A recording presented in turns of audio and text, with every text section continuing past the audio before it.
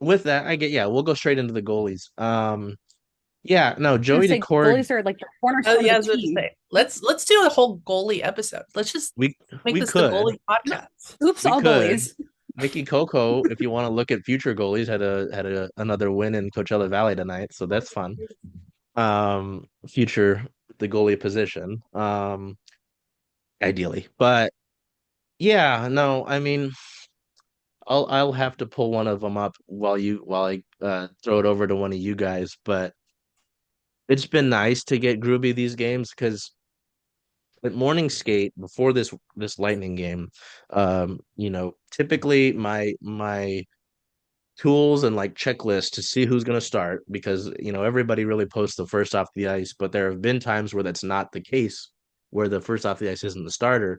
Um, it's rare, but you got to look at who works on rink two with Steve Briere, Hmm. and who's on the starters net, which is the net if you're sitting in the media side, which is closer to the doors, is the net over by 32.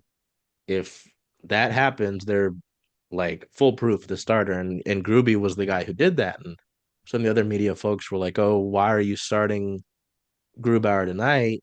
Why don't you start Joey tonight and have Gruby go against Ottawa?" And I was like, I don't know. He came off of a good game against Boston. I would rather, I understand going with him after Joey's played so much, you know, like you said, to deal with when Gruby was dealing with that injury. I can understand, because there were times last year, you remember Joey's first full years as NHL starter was last year, Hmm. right? And they rode him pretty hard. And understandably so, he was hot, right? But there were times after those long stretches, I think there was like he played 4 games in a row and we talked to him. I don't know if it was, I'm sure it was, but he said he was tired, and Hmm. understandably so. It's a heavy workload, that you look at, and I'm not comparing him to any of these guys, although he does have a great goal saved above expected that I'll look at in a minute. But you look at what happens with some of these great goalies around the league, and they get ridden so hard, like a Hellebuck, and coming a playoff time, he's burnt out. He's burnt to hell. I Hmm. don't know how much they're going to play Eric Comrie this year, even though I love his TikTok content. But Same. you know, I would, in an ideal situation, especially since you've allotted so much money to the crease, I Hmm. would like to be more balanced, and having some rhythm would certainly help that. I think if we looked at that Ottawa game, not Ottawa, sorry, San Jose, that really ugly one, it's not excusing it all, but I believe that was his first start in a while. So, well, That yeah, his sounds first right to start. me. He Yeah. started that game against the Rangers on Sunday the 17th, which was a good game, and then he goes 2, 4, 6, 8, 10, 11 games without 11 days without starting. That's but I don't know. You get my point.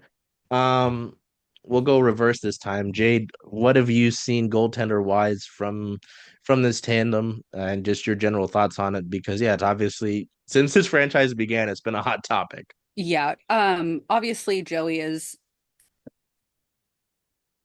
has been starting better this year. Sorry, there's gonna be a lot of dog content here also. He's been doing this lately. But anyways, Joey's been obviously the better starter this year. And I'm sure you both, and I'm sure everyone has seen on Twitter the discussion surrounding the goalies. But I think that when Grubauer is given the chance to start, that he's looking pretty good for the most part. He obviously has his games where, he's like you said, not quite tracking the puck as good, or he's not quite like just in general, not quite as on top of it as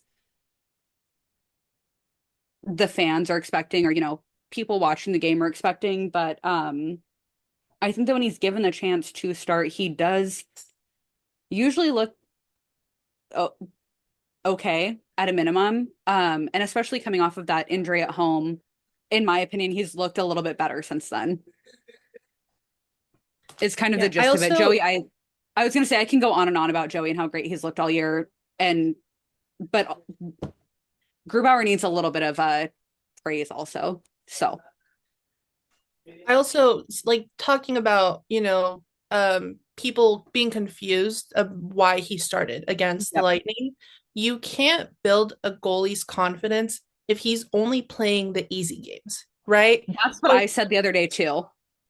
yeah, like Yeah. obviously, like there's a reason why Grubauer is being paid his contract is set up the way it is, Hmm. right? The Kraken and the front office found something in him that he still has. It's very obvious that he still does. We saw it with the Lightning. It is very hard to play against the like Gensel, Point Kucherovs of the NHL and just like not have or and put that game up if you're bad, if that makes sense. Yep. So like if you're just starting him against, San Jose, Ottawa, like Ottawa isn't bad, but they're not the Lightning. Like Hmm. his confidence is just going to be, okay, I'm a second tier goalie. Why am I trying anymore? Yep. So I think starting him against the Lightning was an awesome decision. Like y'all said, he looked awesome. He like was tracking the puck. There was a moment where he was being faced by like it was like Kucherov, Gensel, and I think Braden Point like shot the puck, fully just like grabbed it out of midair. It was awesome, and I think like that's a big thing with Grubauer and like any goalie, right? You got to Hmm. treat your goalies delicately. Um, like you have to give him the space to grow. I can't imagine that he's feeling very good when he is kind of our second tier goalie right now. Like they have to give him the space to grow, especially now that we're seeing a Kraken team that will offer that goal support where they weren't the first like 8 games that he lost. Yeah. So now that he has that, like he's looking stronger, he's looking a lot more confident. And if he and Joey can get back to like balancing those games, neither of them are taking the load like the Getting way burnt that they out. have. Yeah, that they can't get burnt out. I think we can definitely like climb up that wild card spot a little bit. Yeah, I mean, and it's, I look here at, their stats since the month began. They're both over a 900 save percentage. Um, you know, Obviously it's tough to just like you said with the goal support as well. I mean, it's even the Tampa Bay game, like for so long that was a 2-1 game. And it's like, Hmm. well, I was fully anticipating to end something like that, or maybe like 3-1, give Tampa Bay an empty net goal or something like that. It's just I have a hard time blaming a goaltender when you score one goal.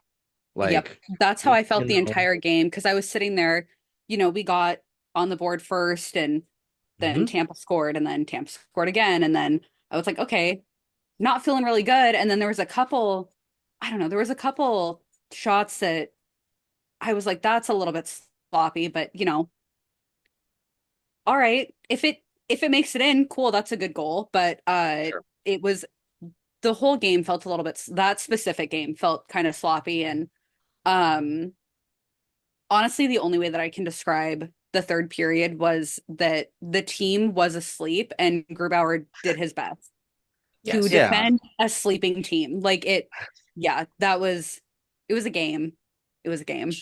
it's just, you know, that even that shut the Florida game. I mean, there's a segment of the fan base that obviously feels like Joey is the child that can do no wrong, you Hmm. know.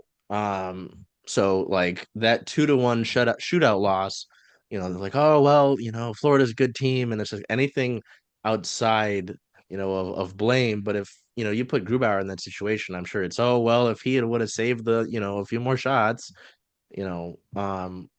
Yeah, no, I do like the mention of the increased goal support, because it's funny just again looking at this segment since December began. You've got 4 goals, 5 goals, 2 goals, 7 goals, 1 goal, 5 goal. Like the offense is showing up at a more consistent rate.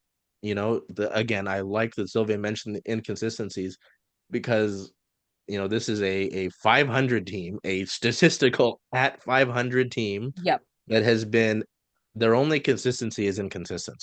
And Yes. I hate it so much, because you can kick the do I want to swear on this one? No, we'll see if I do. I said it the last two Fine. Mariners ones we've recorded. I'll say I'm not gonna do it, and then I drop an F word at the end of the show. Um, you can drop 8 goals on Montreal. You can score 5 against, Boston. You score 7 against the Rangers.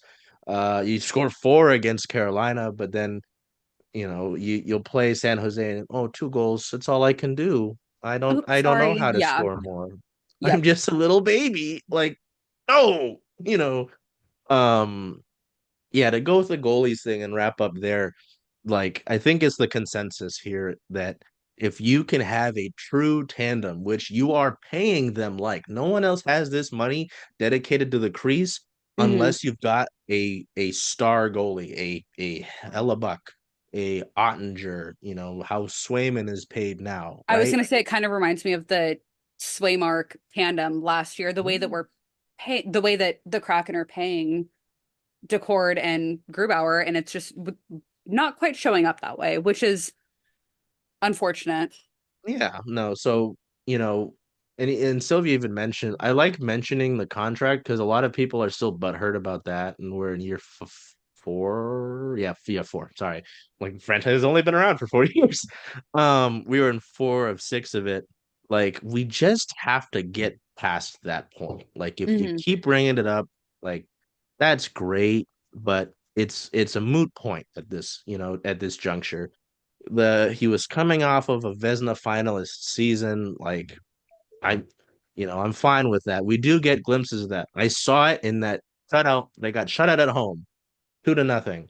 Like I can only Hmm. do so much, when he plays really well in that Rangers game, and that was before the Rangers kind of imploded in the Jacob Trouba and all this. Yeah. He looked pretty good in that Boston game. Yeah, there were a lot of bad saves. Your defense, again, I loved the way they've clogged the ice. 2 of the last 3 games, obviously not so much last game, maybe the first 2 periods of that last game. Um, but you can't just put a post out there and call it good. He Hmm. played well in the Boston game as well.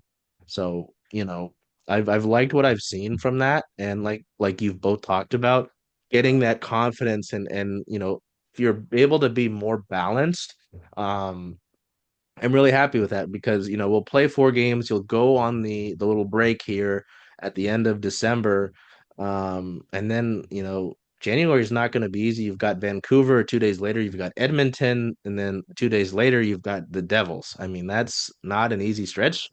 Yeah. Just looking at those rosters, this yeah, having a legitimate tandem and playing them that way instead of the Dave Hackstall, I'm gonna play you until you explode on the ice Yep. is how I would like to see things play out more. And I it's his first year. I know Sylvia's written about, and you talked about the new leadership and sometimes I have to remind myself, oh yeah, it's his first year as the head coach of this franchise, Hmm. so obviously he's done it at the NHL level before, but you know, new team, new adventure, all that sort of thing. So, talking about goalies, let's look at. Hey, Charles. Hey, Jen. Hey, where are you going to watch all those Kraken away games? Kraken away games, making a push.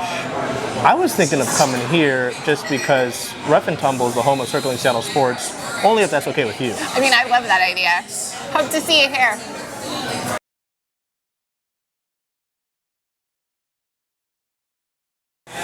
Hello there, everybody. Charles Hammaker here with Circling Seattle Sports. I'm joined by Jen Barnes of Rough and Tumble that we happen to be at right now. Yeah. Jen, why don't you talk to me a little bit about what we're announcing today, which is our partnership. I'm so excited about this. First of all, I just want to say thank you. I think all of us here at Rough and Tumble are big fans of what you and your team at Circling Seattle Sports does. And so, I know you know this, but when you came to me with this idea, it just seemed pretty natural.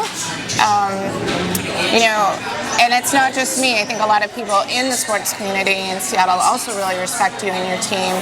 So it's exciting to kind of see these two things melding together, and we're really excited to start implementing some of the things and then hopefully seeing you guys a little bit more often. Yeah, and so with what Jen says about seeing us more often, we've got a few things in the works, but you'll see watch parties here. We'd like to do a few different of our community drives, which you'll hear about here in a little bit. from now. We've got to make our announcements one at a time. I can't drop everything. Not everything all Right. at once. But this has been a home for a lot of our team, whether it's myself, our friend, our photographer Liz is behind the camera. Liz is here often, so our team has kind of adopted this place kind of like our own since I saw you at our soft launch. So, it's been great to have that support. And in a lot of ways, and part of the reason I wanted to do this was the Rough and Tumble embodies a lot of what Circling Seattle Sports wants to do.